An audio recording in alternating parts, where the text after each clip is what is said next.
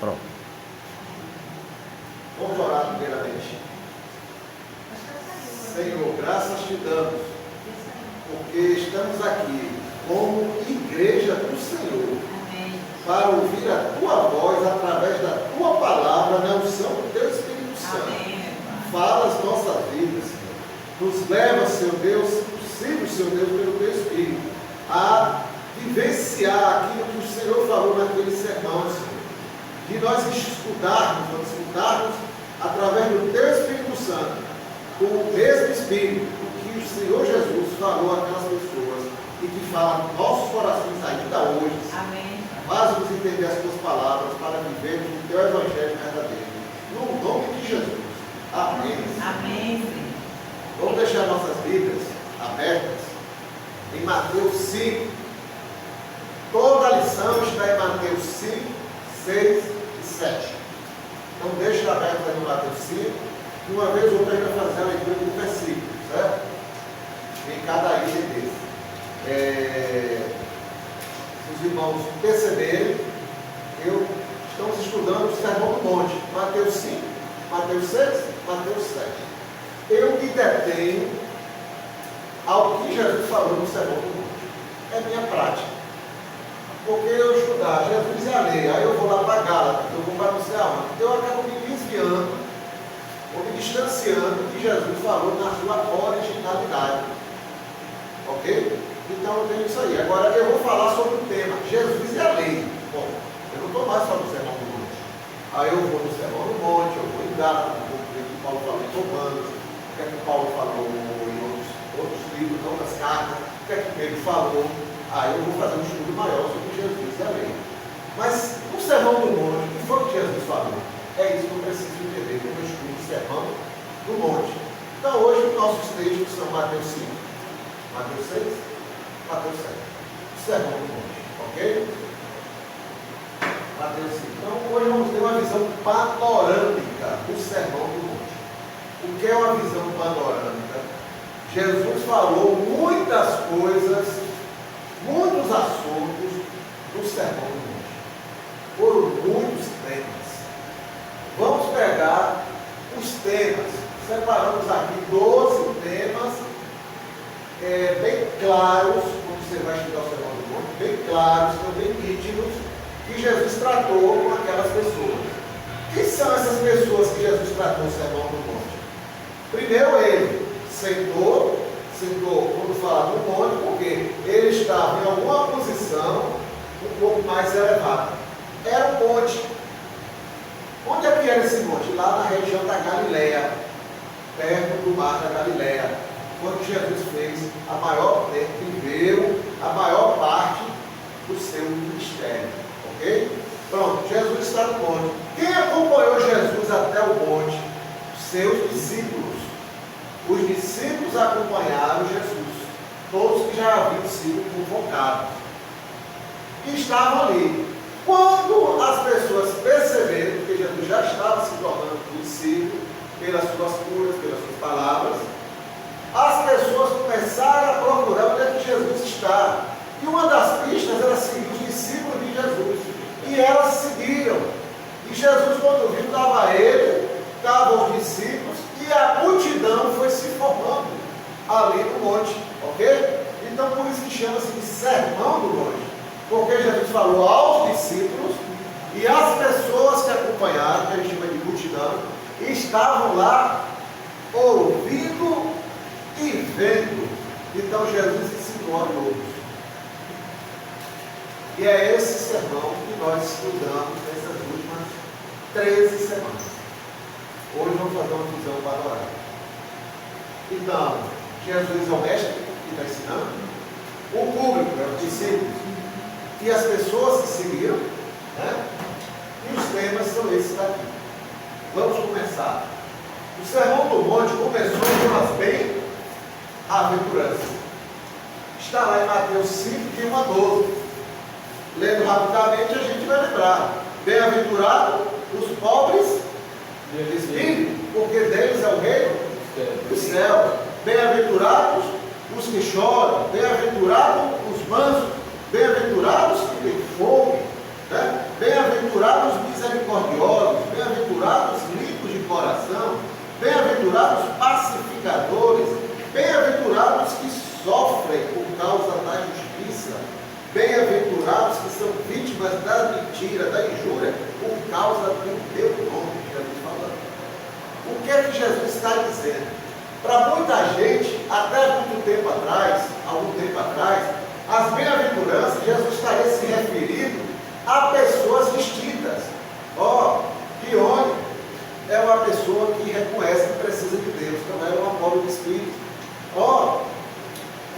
Horácio é uma pessoa que se quebranta diante da situação da vida dele, quando ele vê a palavra de Deus, não bem-aventurados que choram. Horácio é um exemplo, não. Jesus está falando, irmão, das características, falou das características de todos os cidadãos do reino de Deus. Jesus veio pregar o reino de Deus. Como é que começa lá em Mateus 4, 17? E Jesus começou a pregar o reino de Deus por toda parte. Arrependei-vos, porque é chegado o reino de Deus. Então Jesus, no Sermão do Monte, ele está apresentando as características do reino de Deus. Então o que é que ele começa? Você é cidadão do reino de Deus? Você quer ser cidadão do reino de Deus? Por quê? Ele está falando para o reino dos homens. Aqui é o reino dos homens. Então ele vai apresentar agora o reino de Deus. Ele vai trazer o reino de Deus. Então ele vai dizer aqui o quê? As bem-aventuranças são as características dos cidadãos do reino de Deus que Jesus veio implantar aqui. Então, quais são as características? Ele é pobre de espírito porque ele reconhece que precisa de Deus. Você quer ser cidadão do reino de Deus? Reconheça que você precisa de Deus. Ele é quebrantado. Ele chora. Chora o quê? Ele chora seus pecados. Ele chora de arrependimento. Ou seja, ele é quebrantado pelo seu pecado, pela sua condição. Eu preciso de Deus. Então Deus olha, você se arrependeu, você se quebrantou, você precisa ser consolado. Eu choro porque eu sofro desse mundo, mas eu reconheço que Deus está comigo. São bem-aventurados que choram, porque eles serão consolados, porque por Deus, o cidadão do reino de Deus, ele chora nesse mundo por diversos motivos, mas ele recebe o consolo de Deus. Bem-aventurados mansos. O que é ser manso? Manso é aquele que foi domesticado. A palavra manso aqui é aquela pessoa que foi domesticada. Quem é que domestica a gente? Se Deus não domesticar, ninguém domestica mais. Nem a bancada domestica. Só Deus vem e nos transforma. Então, bem-aventurados mansos, porque eles herdarão a terra. Ele vai herdar o que? As promessas do Senhor. Ele vai viver na presença do Senhor. Bem-aventurado os misericordiosos. Eles têm misericórdia, porque eles reconhecem que Deus teve misericórdia deles. Então eu sou misericordioso por todos. Aí vai entender esse princípio daqui a pouco. Agora Jesus vai dizer, não julgueis. Eu tenho que ser misericordioso, porque eu também quero para mim. Se eu quero para mim, eu tenho que ser misericordioso com todo mundo. Bem-aventurados os limpos de coração, cidadão do reino de Deus tem um coração limpo. E os que são de coração limpo verão o quê? A Deus. Então esse é o princípio do reino de Deus. Então, os pacificadores, os cidadãos do reino de Deus pregam a paz. Primeiro eu adquiro a paz eu e Deus. Eu não sou mais inimigo de Deus. Eu já ando com Deus. Como eu ando com Deus, eu prego a paz comigo mesmo. Eu já não estou mais com frios dentro de mim. Chegou a altura do vídeo. Chegou a altura do nosso vídeo. Está valendo o salário que está recebendo. Ok. Então, as características do cidadão do reino de Deus que Jesus veio pregar são essas. Então, não são pessoas distintas, viu? É a mesma pessoa manifestando as características de alguém que anda com Deus. Amém? Amém. Então Jesus está aqui no Sermão do Monte, começa por aí. Eu estou pregando o reino de Deus. Quem é cidadão do reino de Deus? Ele é assim, ele é pobre de espírito, ele é misericordioso, ele é bondoso, ele é isso, ele é... Agora, ele também sofre. Por quê? Porque ele quer praticar justiça. E ele é perseguido porque ele quer ser honesto, porque assim Deus o ensinou. Ele é perseguido porque ele quer ser sincero, porque Deus o ensinou, porque ele é cidadão. Então ele diz, bem-aventurado sobre as pessoas que foram perseguidas por causa da justiça. E ele diz, e vocês serão injuriados, caluniados, difamados, por causa do meu nome, porque você vai dizer, eu sirvo a Jesus. Então, se você é caluniado, como cidadão do reino de Deus, vai ser caluniado, difamado, denegrido, porque segue a Jesus. Então ele diz as bem-aventuranças. São as características do cidadão do reino de Deus. Aí ele vai para outro tema. Ô professor, uma curiosidade. Até aqui nós estamos aqui mais tarde.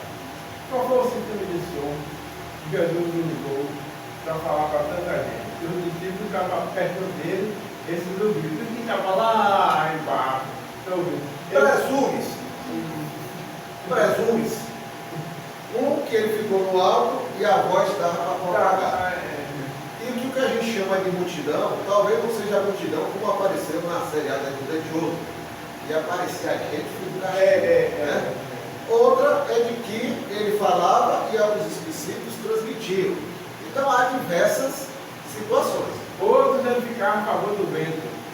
Aí quando ele falava. Que com certeza, se era uma grande multidão, quem estava mais no fundo não estava captando. Ia pegar a réplica, né? Ia replicando, então ia chegar lá. Mas naquele momento, a estratégia de Jesus não era a multidão, era o seu discípulo. O seu discípulo. Os discípulos ensinados, eles passariam a ensinar, multiplicando a vida do Senhor. É isso que o Senhor quer. O Senhor não nos chamou para multidões. O Senhor nos chamou para eu discipular o Horácio. Ele se converteu. Eu não vou fazer estudo bíblico com Horácio. Eu vou discipular Horácio. O que é discipular? Nós temos que caminhar juntos. Porque Horácio nasceu como um bebê espiritual. Ele pode ter 50 anos, eu tenho 25. Mas ele é um bebê espiritual. Ele está com 10 anos de evangelho. Ele não tem nem mês. Então eu vou caminhar com ele. Eu vou passar orientações a ele acerca da vivência do evangelho. Eu vou ensinar ele a orar. Eu vou orar com ele junto. Ele vai passar por algumas situações que eu vou poder dar conselho a ele. Aí com o tempo de aprendizado, de caminhada junto, eu que estou discipulando, eu começo a soltar Horácio para ele ir desenvolvendo sozinho algumas coisas. Com o tempo, Horácio já está ensinando o máximo, chegou agora. Vida reproduzindo vida, que vai reproduzir vida, que vai reproduzir vida. Isso é discípulo fazendo discípulo. Essa foi a estratégia de Jesus. Ele nunca veio para as multidões. Atendeu as multidões? Atendeu. E como atendeu? Mas a estratégia era uma a uma. Você vê que os principais irmãos de Jesus eram uma pessoa na maioria das vezes. Ali se converteu o endemoniado de Gadareno. Jesus, quando chegou ali, expulsou os demônios daquele homem. Depois a turma expulsou Jesus daquela região. E não era Israel ali, era a fronteira. Jesus foi embora. Meses depois Jesus volta. Ninguém expulsou Jesus, já foi a multidão procurando Jesus. Aquele homem entrou ali, foi um testemunho da presença de Jesus ali, que Jesus fez na vida dele. A vida foi dada àquela pessoa, multiplicou ali. Aí você vai para a mulher samaritana, Jesus falou com quem? Uma mulher.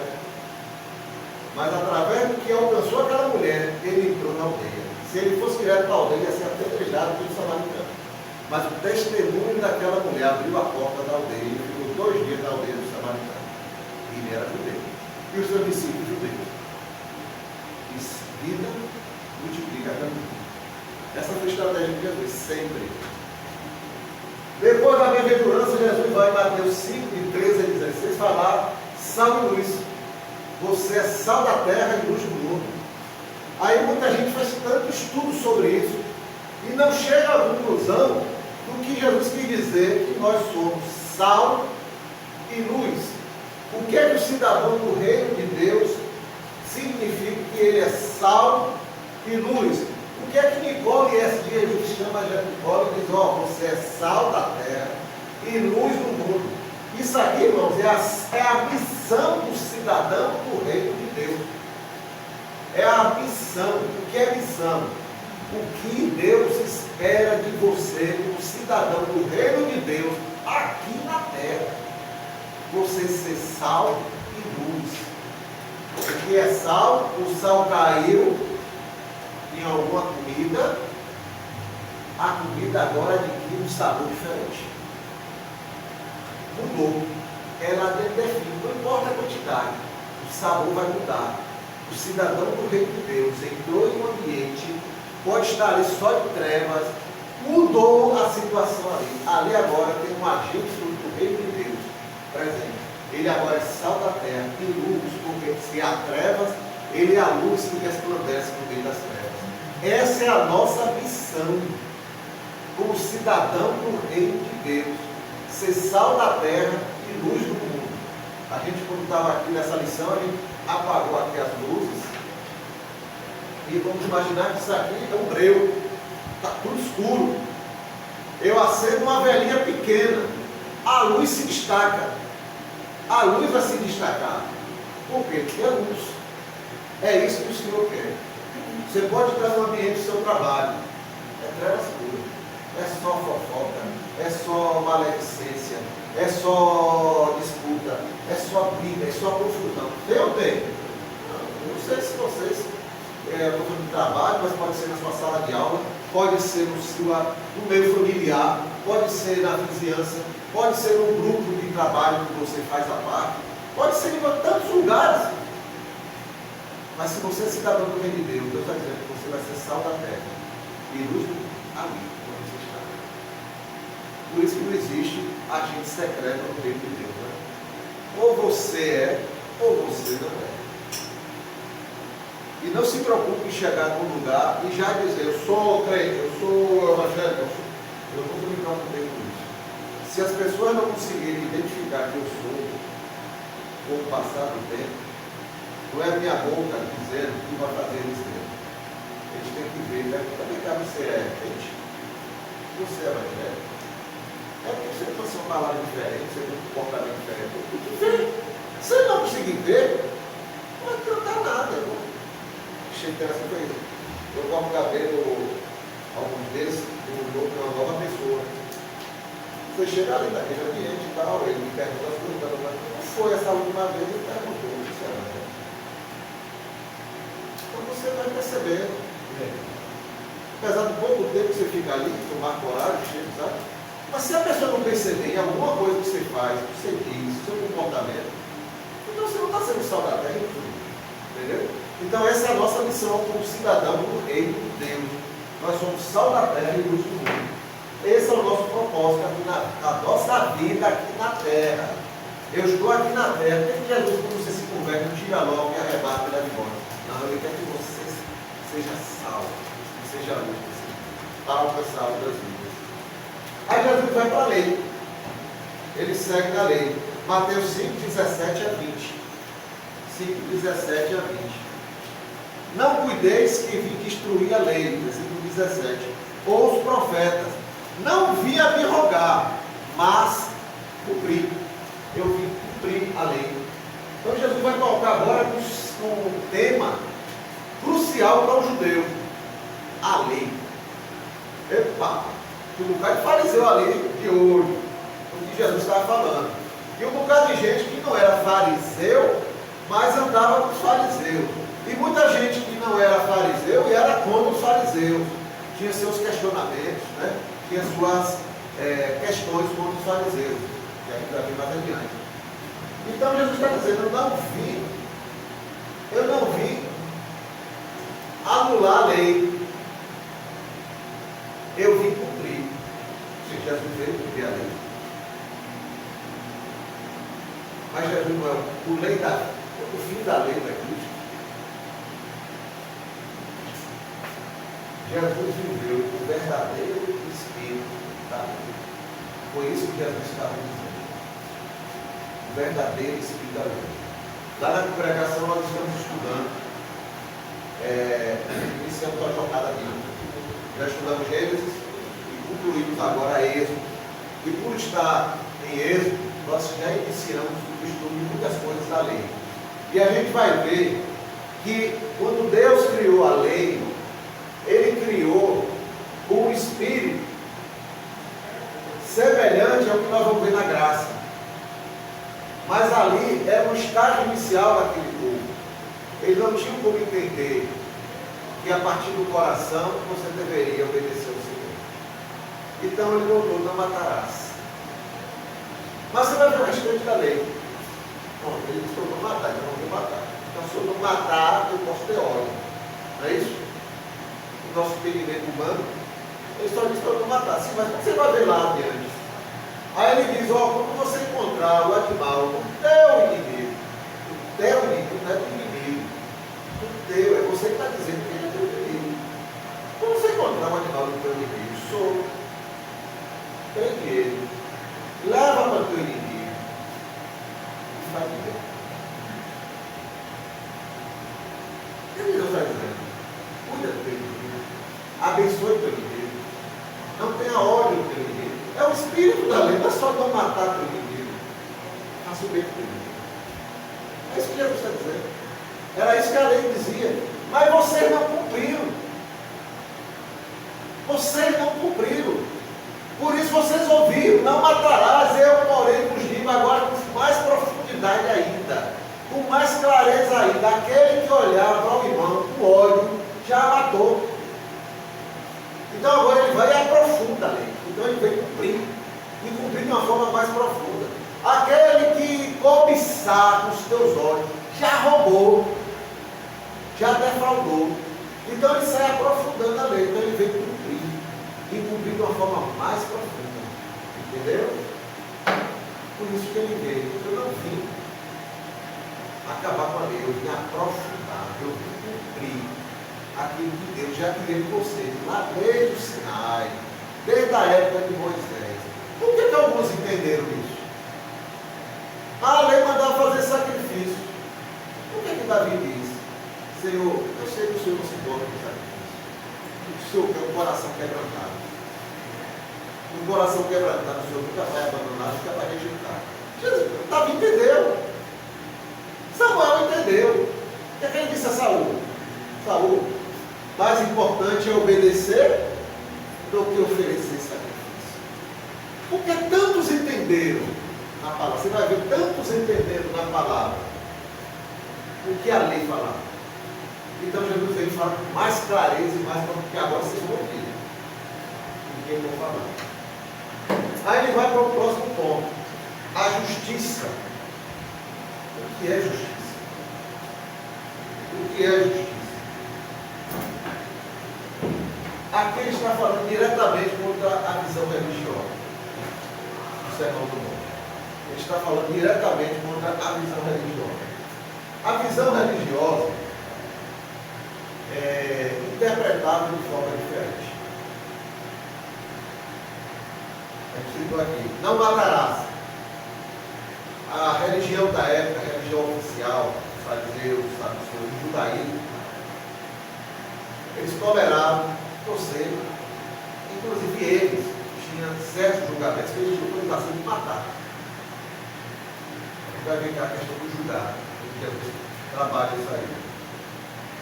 Para alguém matar outro, mesmo que fosse no sinédrio, mesmo que fosse os sacerdotes, mesmo que fosse os fariseus, os saduceus, havia um princípio de julgamento dentro de seus corações. E Jesus está trabalhando isso aqui. Não matarás. Jesus vai dizer, é isso que vocês estão dizendo. Eu porém vos digo. Não tenha ódio no teu coração. Não tenha ódio no teu coração. O desejo de matar alguém começa quando você tem ódio de alguém. Quando você tem raiva de alguém. Jesus vai lá no interior. Você não deve ficar restrito ao não matarás. Vocês têm que ter cuidado com o que se origina no coração de vocês. Porque na hora que eu sinto ódio com João, e eu alimento aquele ódio, o desejo de matar vai crescer dentro de mim. E há diversas formas de matar. Eu posso matar com indiferença. Eu posso matar com difamação. Eu posso matar saindo de porta em porta, de pessoa em pessoa, falando mal da pessoa. Eu posso matar perseguindo a pessoa. Eu posso matar tirando a vida. Então, diversas formas de matar. Então, Jesus está dizendo, não tenha ódio no teu coração, porque isso, se você tiver ódio, você já está matando a pessoa. Jesus está sendo bem claro aos fariseus, principalmente, que a interpretação que eles têm do que é justiça de Deus, do que é a verdade de Deus, é bem diferente do que Deus quer. Então ele está dizendo também, não adulterarás. Não adulterarás. Aquele que sentir desejo do seu coração, já adulterou. Não é só cometer o ato. Então ele segue corrigindo a interpretação hermenêutica. O que é isso? É eu estudar a palavra e entender a partir da palavra o que Deus está falando. Eu vou à palavra, estudo o contexto. Jesus falou isso a quem? De que forma? Com o objetivo de quê? Pronto. Aquilo que ele falou para aquelas pessoas, ele também está falando para mim. Então tem que ter cuidado. Quando eu era criança e adolescente, havia uma expressão popular, fulano nunca matou, nunca roubou, nunca adulterou, falta pouco para ser crente. Será que falta pouco dele? Nunca matou, será que nunca teve ódio de ninguém? Nunca adulterou, será que nunca teve pensamento seguro? E está dentro de uma igreja. Será que está vivendo plenamente o que Deus espera dele? Então a gente precisa diferenciar qual é o pensamento religioso, o que é que a religião prega, para entender o que Deus quer de nós. Deus quer corações puros em todas as nossas práticas. Aí ele fala do divórcio aqui, porque os fariseus alimentavam para que as pessoas divorciassem. Virou uma prática abusiva, ferindo até a própria lei que Moisés tinha estabelecido sobre o divórcio. Então Jesus chama a atenção para o compromisso sagrado do casamento. Ele alerta, não é assim não. Vocês estão dando carta de divórcio aleatoriamente. Sinal de que estão casando aleatoriamente também. Corrige o comportamento de vocês. Por quê? Porque a religião estava favorecendo, assinando embaixo, autorizando tudo. Mas não foi assim que Deus falou desde o princípio. Palavra do Senhor Jesus. Assim disse o Senhor. Acerca do divórcio, acerca do não matar, acerca do adulterar, acerca do juramento. Havia uma distorção acerca de juramentos. Seja o vosso palavra, sim, sim. Não, não. O que passar disso é de procedência maligna. Tinha gente, só para dar um exemplo,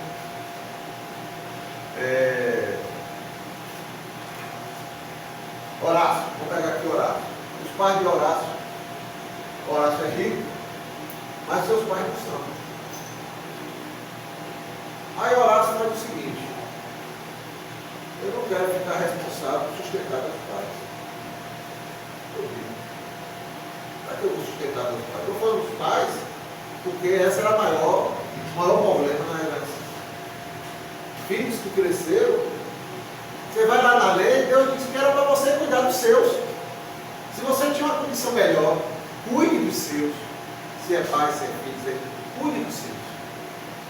Estava na lei. Era o espírito da lei. Mas o que a religião fez? Se Horácio disser que a fortuna dele é herança do Senhor, um juramento lá que faz, né? Eu esqueci o nomezinho, eu não conheci o hebraico, se diz. Vamos lá. Não, isso aqui é herança do Senhor. Ele não era obrigado a dar assistência aos pais. Mudou em quem, Horácio? A fortuna continua sua, você continua usufruindo. Apenas você queria ficar livre de ter responsabilidade de sustentar seus pais ou irmãos que estavam bem. Então, para não cumprir a lei do Senhor, a religião criou uma interpretação. Se ele declarar que é do Senhor, então tem a obrigação de sustentar. Ele não precisa cumprir a lei. Mas quem estabeleceu a lei não foi Deus? Eu, com a maior autoridade religiosa que eu tenho nesse mundo, posso tirar o que Deus deu? Posso mudar o que Deus estabeleceu? Então Jesus vem dizendo: vocês têm que seguir a justiça do Rei de Deus.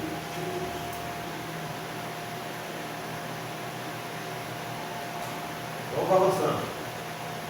Vida espiritual autêntica. Jesus colocou aqui, já está em Mateus 6. Mateus 6.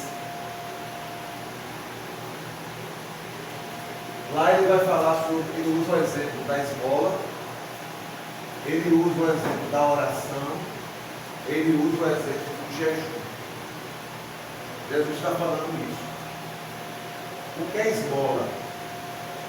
Para a nossa época, esmola é aquele R$1, R$2, um pedaço de pão que eu dou para uma pessoa que vai na minha porta, eu passo na rua. É uma sobra da sobra. Mas naquele tempo, esmola não tinha esse sentido. A lei, quando a gente fugiu da lei, eu lamento que a escola bíblica dominical, batista, as revistas, nenhuma revista da lei. Devíamos ter um trimestre, pelo menos, para estudar o espírito da lei, para nós vermos que na graça Deus está cumprindo o que já criou lá atrás. E nós entendemos a profundidade que Jesus falou. Jesus aprofundou mais aí no ensino do Senhor. Porque é tudo Bíblia. Não existe Novo Testamento e Velho Testamento. Existe primeira aliança e segunda aliança. Tudo é Bíblia. Infelizmente, muitos pegam o Velho Testamento como se já tivesse mais nada para estudar. E só estuda o Novo. Só que o Novo veio do Velho. É o cumprimento que foi tudo do Velho. O Velho é a projeção do que vai ser do Novo. Então, Deus, mesmo Deus do Velho, é o Deus do Novo. Só que Ele tinha que nos ensinar gradativamente. Se Deus ensina o que Jesus ensinou aqui, lá no Monte Sinai, quando Moisés chegou já no Egito e ficou ali com o pessoal, recebeu os 10 mandamentos. Se Ele ensina isso aqui, ele não ia entender nada.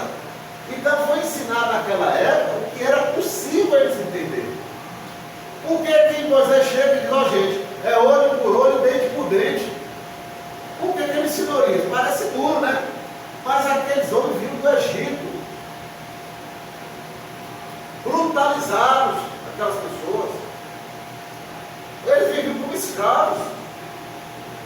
A formação deles, a cultura deles, eram de pessoas brutas. Deus vai ensinar. O que ele está dizendo que é olho por olho?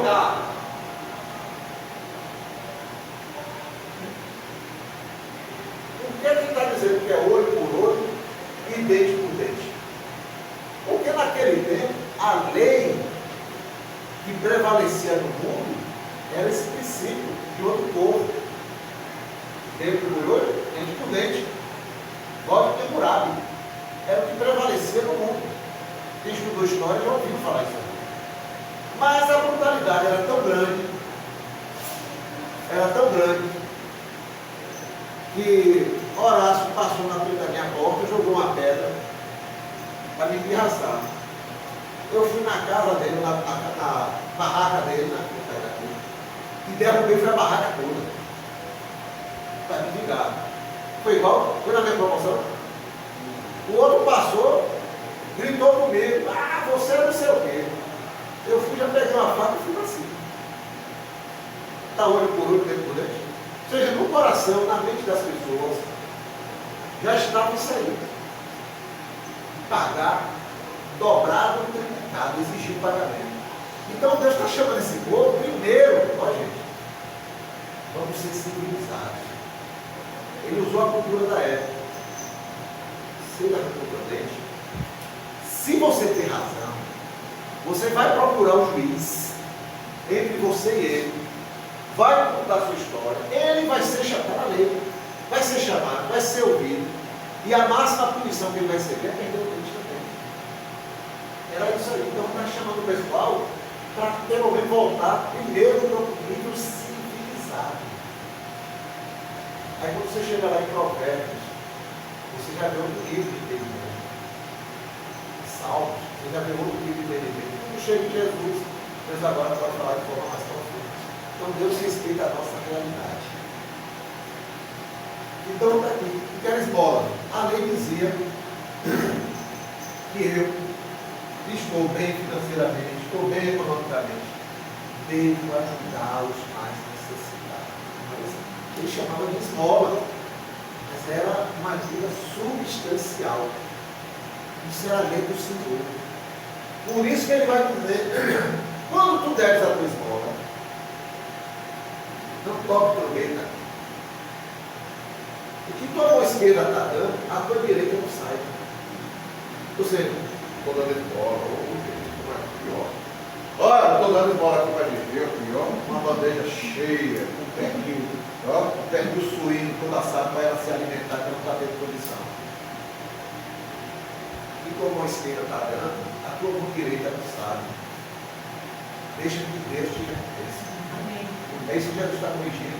Por quê? Eles davam esmolas, mas chegaram ali da rua com aquela festa, avisavam os discípulos deles, né, os fariseus, avisava todo mundo, alguém vinha na frente, anunciando que o mestre fariseu, tal, fulano de tal, Horácios, vai dar uma esmola, e aí todo mundo notava que Horácios estava dando.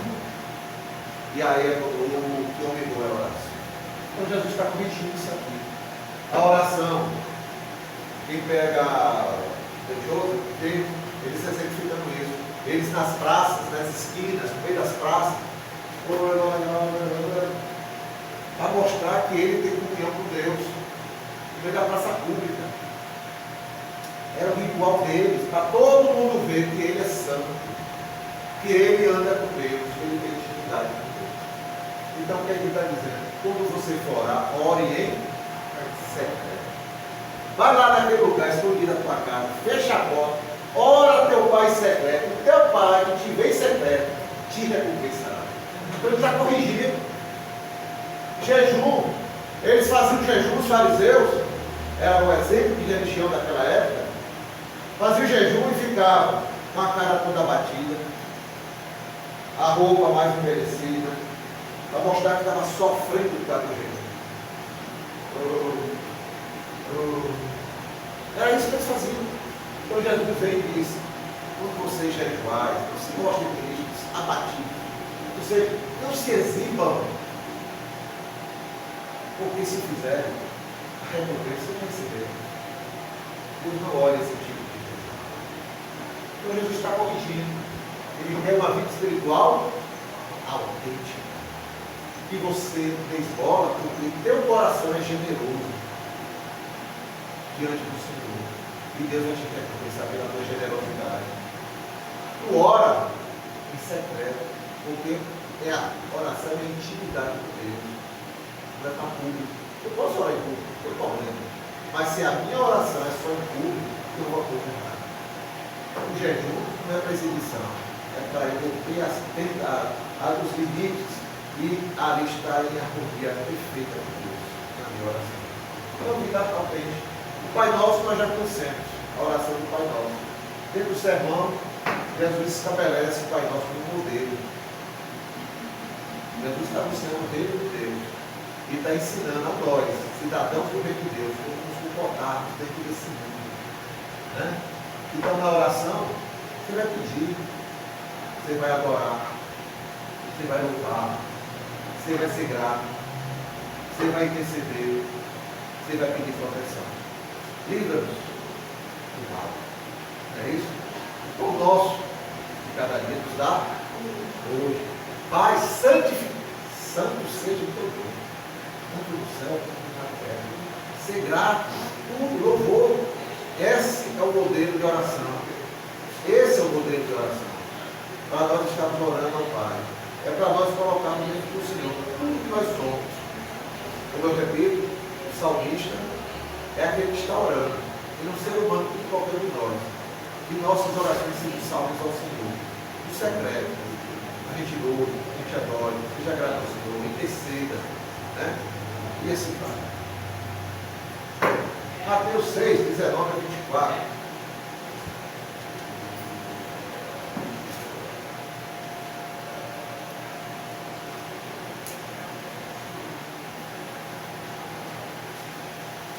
Prioridades espirituais. Prioridades espirituais. Jesus está falando aos discípulos e atrás está a multidão ou aquela aglomerada de pessoas. Ele está dizendo sobre prioridades espirituais. O que é que você prioriza espiritualmente? Qual é a tua prioridade? É acumular tesouro na terra ou acumular tesouro no céu? Jesus faz a pergunta. E dá a direção. Acumula o tesouro. Por que no céu? Porque o tesouro lá do céu, a traça não corrói. A ferrugem não destrói. E o ladrão não destrói. Então guarde o seu tesouro no céu. Desenvolva um relacionamento com Deus, onde esse relacionamento produza tesouros na sua vida, mas são tesouros celestiais. Ele manda a gente ter cuidado com o nosso olhar. O nosso olho é a candeia, é aquilo que ilumina a nossa vida. Se meu olho for mau, eu vou apenas alimentar o olho de trevas. Se o meu olho for bom, eu vou alimentar de luz. Então que tenhamos um olho bom, não de trevas. Então temos que ter cuidado com aquilo que entra nos meus ouvidos, entra pelos meus olhos, entra pelo meu lado, pelos meus 5 sentidos. O que é que está entrando dentro de mim? Pelos meus 5 sentidos. São as portas da minha alma, são as portas do meu coração, nossos 5 sentidos. Não temos um olho bom. E ele alerta, não podemos servir a dois senhores. Ou eu sirvo a Deus, ou eu sirvo ao Deus das riquezas desse mundo. Então está dizendo, qual é a sua prioridade? É ter tesouro na terra? É ter um olho mau?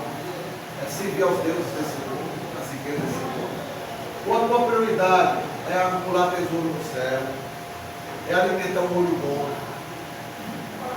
É servir ao Senhor? A nossa prioridade.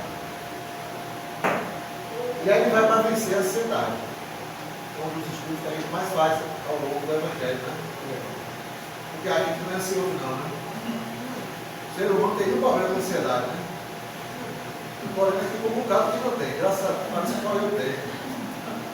Todos nós temos ansiedade. A questão é o nível de ansiedade que temos e como enfrentamos essa ansiedade. Se você não tem ansiedade, você já não está mais aqui não, viu? Todos nós temos. É natural ansiar. Agora, como eu enfrento isso? Como eu alimento ou não alimento? Como eu dou a direção correta ou não dou a direção correta? Né? Então ele chama a atenção daquela população, daquele povo. Não tenham preocupação com o futuro, cidadão de Deus. O Pai está cuidando de vocês. O Pai cuida das aves do céu, cuida das alimentos. Elas não têm dispensa e o Pai as alimenta. Já pensaram nisso? Por que Jesus falou isso? Elas não têm dispensa.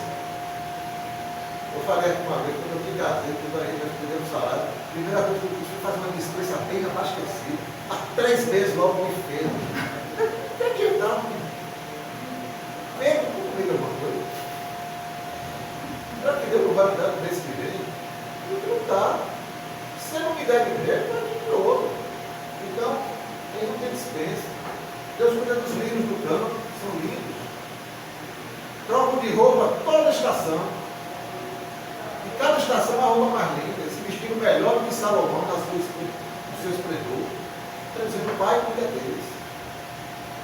Tenham confiança. O pão nosso de cada dia Ele vai nos dar. Ele também vai nos ajudar a vencer o mal de cada dia. Então não fiquem ansiosos.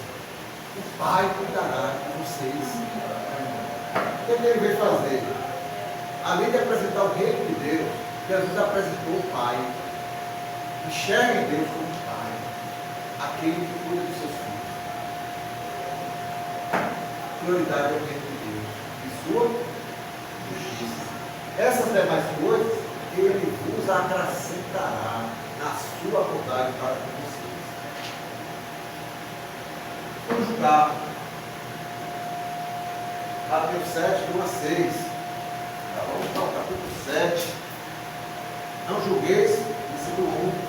Não julgueis para que não sejais julgados, porque com o juízo que julgares, sereis julgados. E com a medida que tiverdes medido, vos hão de medir a vós.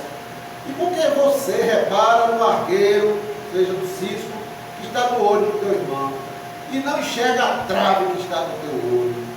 Ou como dirás a teu irmão, deixa-me tirar o argueiro do teu olho, eu vou querer ajudar. E quando a trave está ainda no seu, eu quero te ajudar, deixa eu tirar a trave, o cisco está no teu olho, o mal que está aí em você, e não está enxergando que tem uma trave no seu olho. O que ele está dizendo? Não julguem com hipocrisia. Não sejam hipócritas. Quando aquela mulher chegou sendo trazida pelos religiosos, e aí, Senhor, a gente vai apedrejar, essa ela foi pega no adultério. Todos ali se julgavam superiores a ela. E estavam levando a Jesus, que com discernimento do Espírito diz: aquele que tiver pecado, lance a primeira pedra. E a começar dos mais velhos, todos foram embora, e aquela só ela ficou. Não julgueis com hipocrisia. Não contendem sem misericórdia, porque vocês querem misericórdia para vocês. Tenham misericórdia dos outros também. Então não julgueis, só quem pode julgar o Senhor. Não condenem sem misericórdia, porque vocês querem misericórdia para vocês. É o que ele está dizendo: vocês têm que discernir os próprios erros e não ficar atrás do erro dos outros. Ensina os próprios erros e corrija os seus próprios erros. Tirem as traves que estão nos teus olhos primeiro. Depois que você tirar a trave dos teus olhos, aí você vai ajudar o irmão a tirar o cisco que está no olho dele. E não para ajudar. Rapaz, é uma mudança radical. Primeiro você vai discernir teu erro. Tira a trave do teu olho. Aí depois você vai ajudar seu irmão a tirar o cisco do olho. Então ele está mandando a gente não julgar, porque só quem julga é Deus. Perseverando na oração. A gente julga tem que passar. Vou ser sincero, uma das melhores lições que eu dei acerca disso da vida. Quem não viu, está lá o vídeo, é só assistir. Né? O Senhor fala de novo sobre oração. Aqui foi o Pai Nosso. Aqui ele está falando da oração de súplica. Aquele que pede, recebe. Aquele que busca, encontra. Aquele que bate, a porta se abre. Então ele está dizendo: peça. O que é pedir? É suplicar. Peça. Não existe. Você está pedindo a Deus. É para pedir a Deus, não é para existir. Ó Deus, eu preciso disso aqui. Não, para pedir, Senhor, eu preciso disso. E Deus vai enxergar tudo lugar que você está pedindo.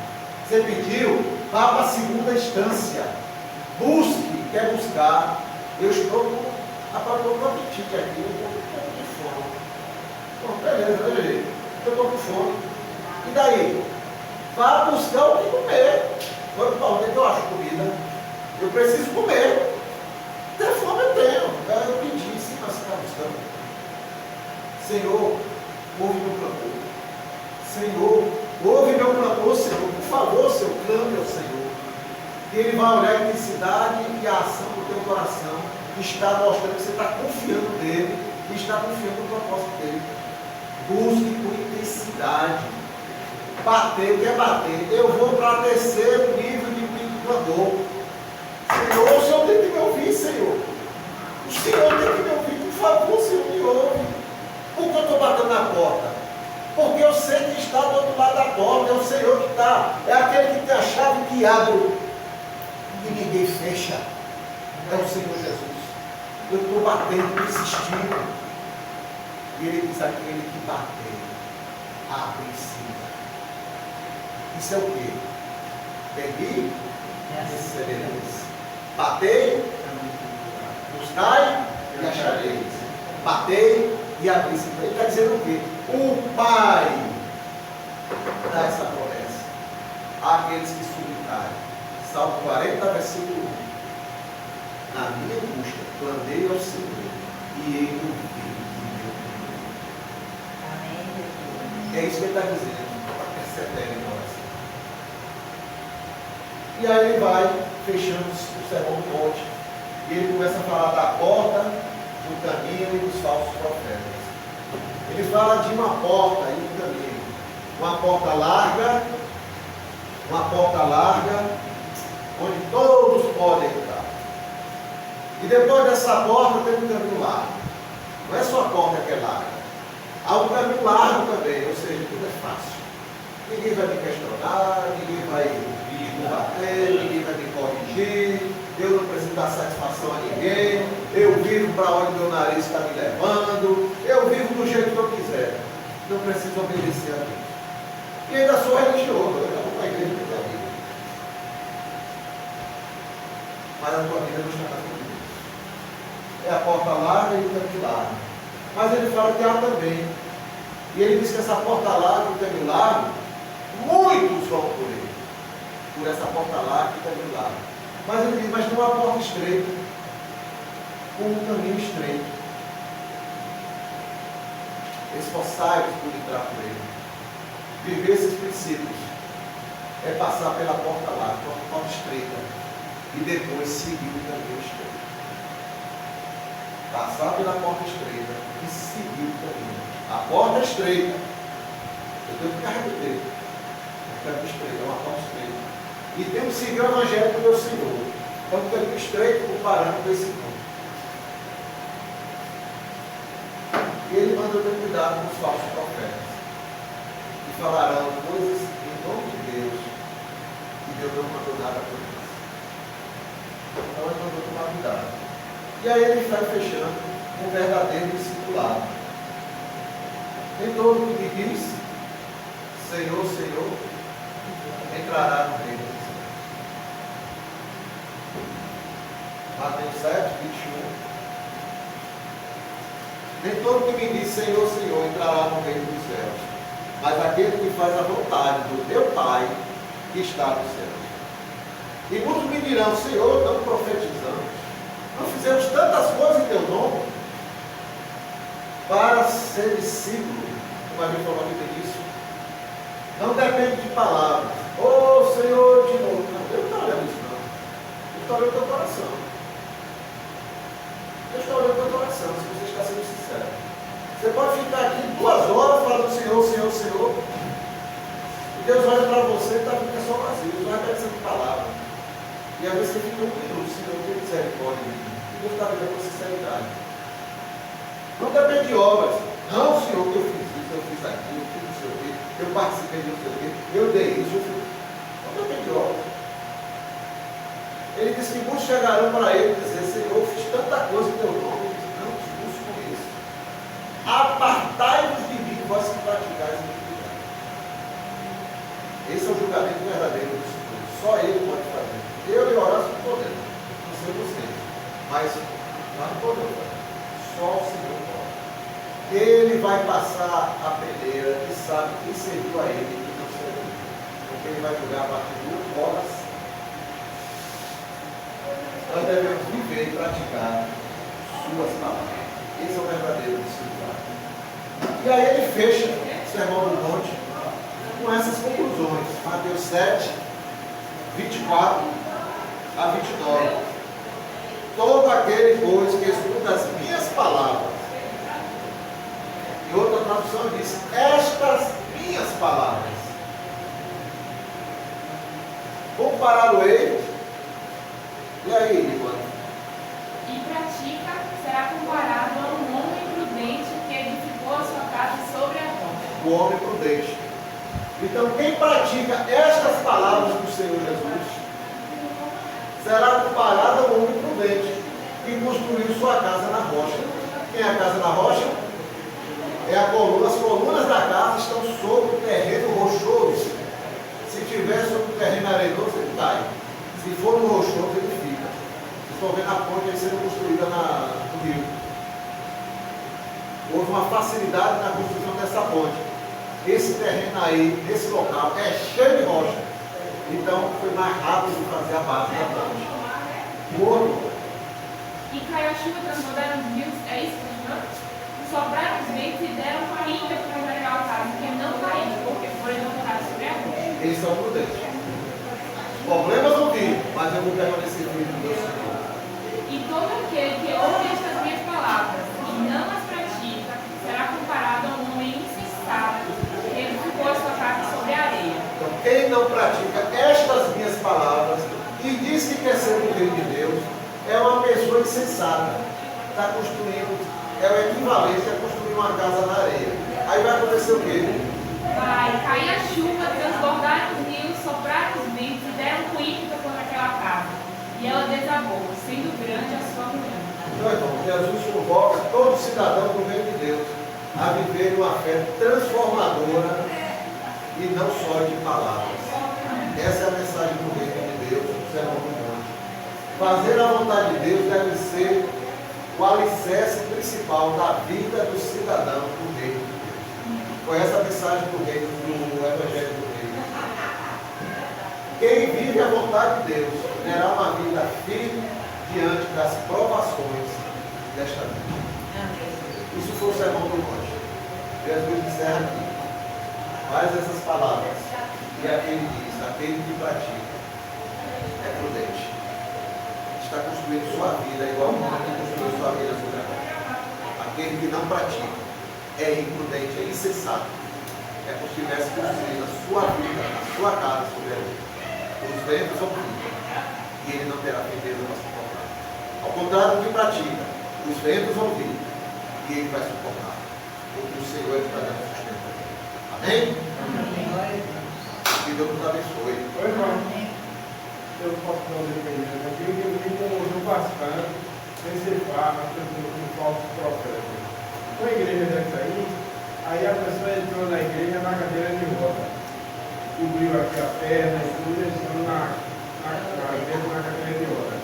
Aí a bispa, quando você entrou, a bispa, orou. Quando ela terminou de orar, ele saiu pulando dentro da igreja. Depois ele foi curado. Depois ele deu um depoimento que ele recebeu R$100 para fazer essa cena.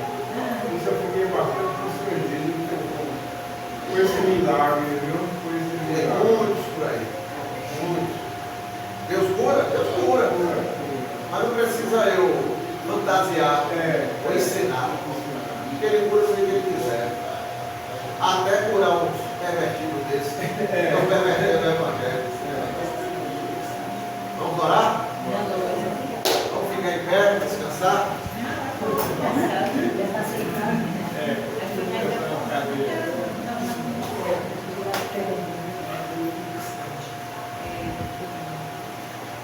Eu vou pedir a Horácio para orar, encerrando não só a aula de hoje, como o nosso ano, como o EBD, né?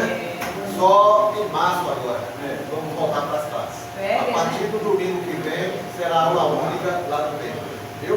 Cada dia será um tema. Me disseram que o tema vai ser os pequenos profetas. Profetas menores, pequenos profetas menores. Né? Mateus, Abacuque, cada domingo é um. Só em março. Só em março a gente volta para cá. Se Deus Mas quiser. tem todo domingo, só que não tem. Aula na classe só em março. Classe única. Lá, mesmo horário, 9 horas. Tem horário. Vamos orar. Graças te damos, ó Pai, porque estamos aqui na tua casa, para estudarmos a tua palavra e tirarmos lições proveitosas a respeito das tuas bem-aventuranças. Abre o nosso coração, nosso entendimento, ó Deus, para que nós possamos entender e colocarmos em prática. Abençoa nosso professor, ó Deus, e cada dia mais a tua sabedoria. Na sua presença, nós oramos em nome de Jesus. Amém. Glória a Deus. Vou tirar essa foto logo para